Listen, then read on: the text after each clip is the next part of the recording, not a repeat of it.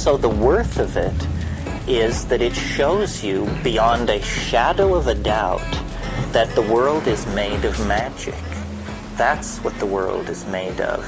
Not natural law, not interlocking cause and effect, not any of these things that are normally... The world is magic. Not a little bit. 100%. Every atom from one end of this cosmos to the other is magic, magic, magic. I think that we are, in a sense, here involved in some kind of...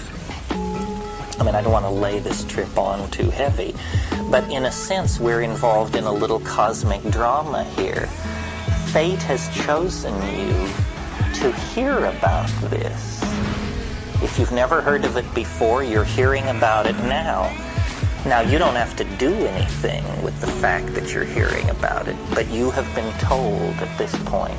If you now go forward and live in your, mundane stock portfolio BMW existence, it's because you're making a choice. Because you heard from Terence McKenna that there was an entirely other possibility. You don't have to avail yourself of it. But I think it's a moment of great import in a person's life.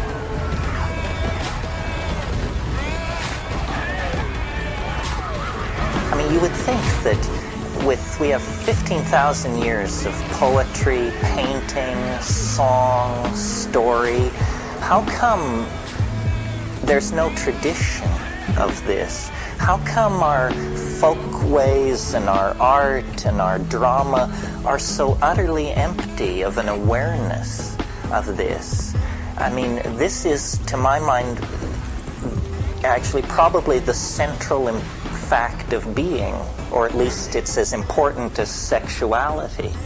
To go from birth to the grave without ever encountering DMT is, to my mind, like going from birth to the grave without ever having a sexual experience. It means you skated through life. You never got it. You never figured out what it was for. And that unnerves me, because I think what life is for is to figure it out. Life is some kind of an opportunity. Yeah.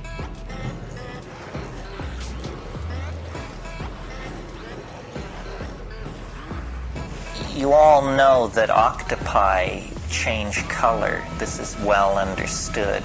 Most people think it's because they can camouflage themselves, and so when they move across the reef, they go orange, red, blue-green, depending on what's behind them.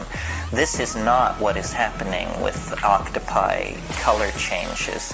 What is happening is that they communicate with each other by changing not only their colors, which they can have a very large repertoire of color changes, traveling dots, blushes, so forth. There are technical terms for all of these, but also because an octopus is a mollusk, it's a very soft-bodied creature. They can fold and unfold various parts of their bodies very rapidly, so they can modulate what you see. So that, for instance, if there's a red spot in the equivalent of their armpit, by raising and lowering an arm very rapidly, they can flash you this red spot. Well, at first pass, you just think, well, isn't that interesting? Octopi communicate by changing their shape and color. But if you go back and analyze it a little more closely, something very profound is happening here. You get to it by analyzing the nature of how we communicate.